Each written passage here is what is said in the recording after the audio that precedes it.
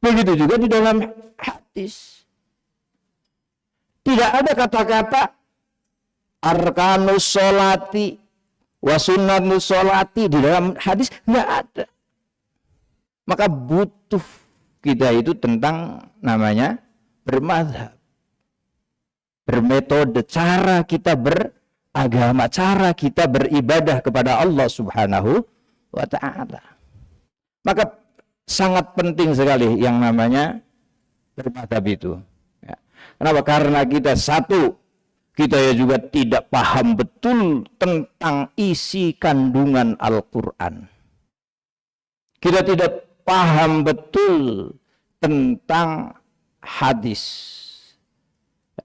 Orang untuk menentukan hukum saja itu kan harus perlu adanya, kalau masalah Quran, harus tahu tentang asbabun nuzulnya, harus tahu tentang maknanya, apakah ini ayat ini termasuk ayat yang mansukh atau ayat yang nasikh, kan macam-macam. Maka sekali lagi kita butuh bermadzhab. Nah, di dalam kajian ini pada malam hari ini, pada kultum tarawih kesempatan ini, yaitu tentang wajibnya puasa, syarat wajibnya puasa. Kalau di dalam fikih Syafi'iyah, bahwa syarat wajibnya puasa itu kan cuma 3. Ada yang mengatakan 4, ada yang mengatakan 3. 1, Islam.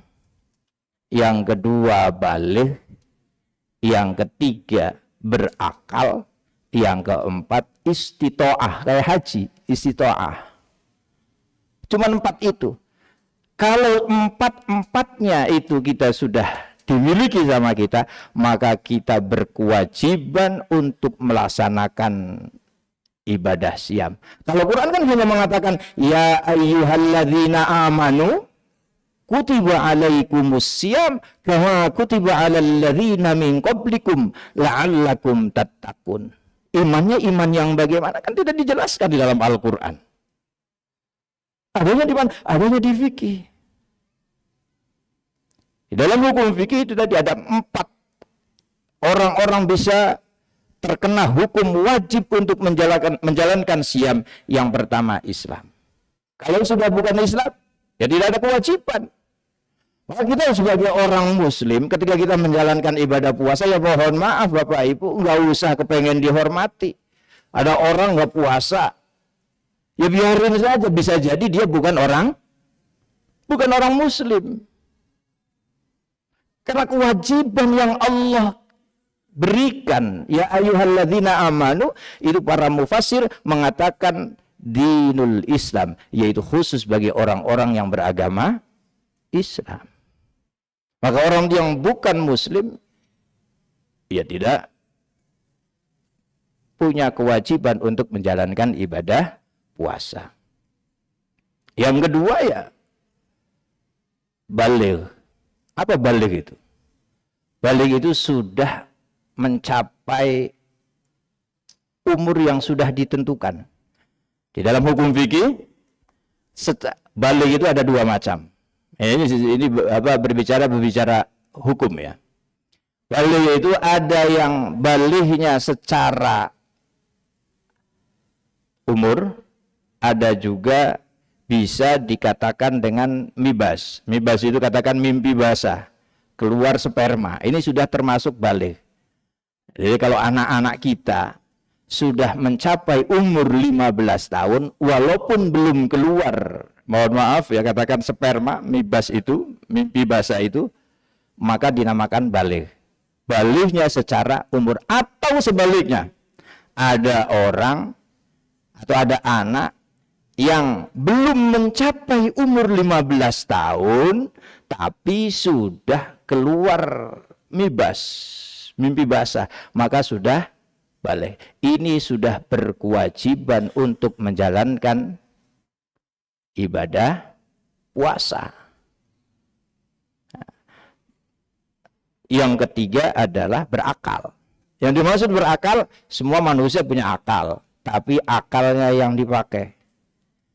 Maka di pengecualian, yaitu adalah orang-orang yang gila. Orang-orang yang gila, maka dia tidak punya kewajiban untuk melaksanakan ibadah puasa. Maka kalau seandainya ada orang muslim ngakunya Islam, terus sudah balik, ya sudah kira-kira sudah dewasa, tapi kok yang nggak puasa, ya bisa jadi dia adalah orang gila. Kita nggak usah nuntut dia suruh puasa bagaimana.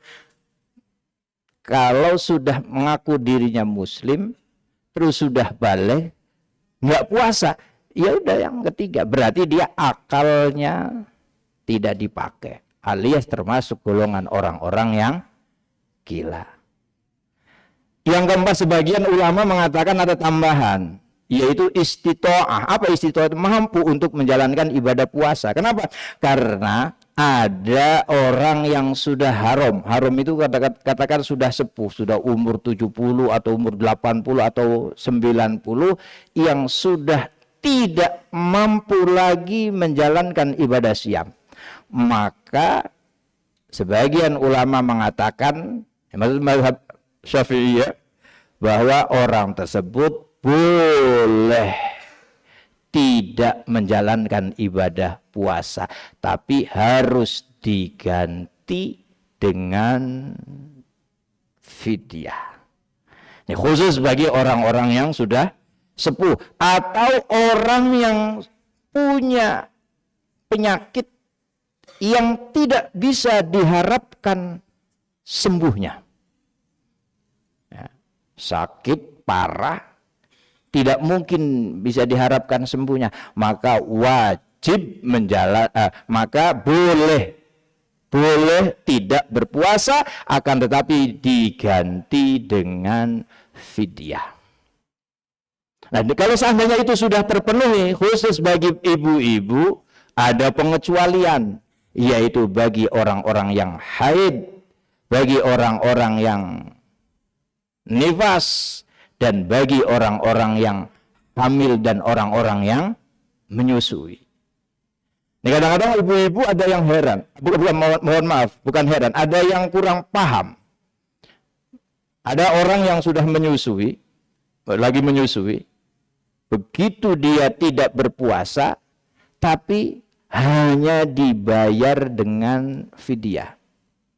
Secara hukum fikih salah. Orang yang menyusui atau orang yang hamil, kalau dia tidak puasa disebabkan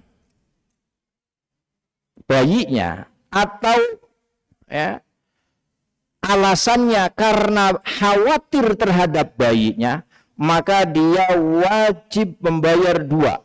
Satu qadha, yang kedua bayar fidyah. Ini bagi ibu-ibu yang menyusui atau yang sedang hamil.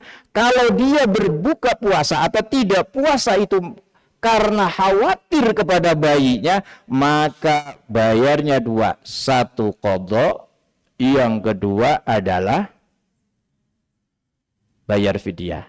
Tapi kalau memang dia tidak puasa karena kondisinya lemah, lagi hamil, kondisinya lemah, atau lagi menyusui kondisinya lemah,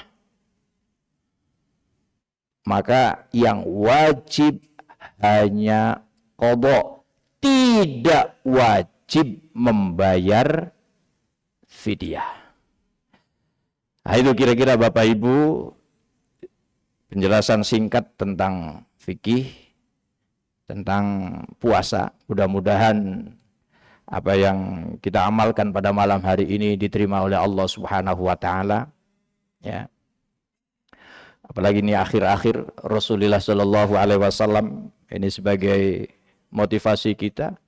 Itu kalau di akhir-akhir Ramadan itu Rasulullah semangat untuk beribadahnya itu melebihi dari hari-hari di luar Ramadan. Maka dari itu tingkatkan ibadah kita, tingkatkan keimanan kita, tingkatkan ketakwaan kita kepada Allah Subhanahu wa taala. Mudah-mudahan kita termasuk min ibadillahi sholihin. Amin ya rabbal alamin. Kurang lebihnya mohon maaf. Wallahul muwaffiq ila aqwamit thoriq. Wassalamualaikum warahmatullahi wabarakatuh.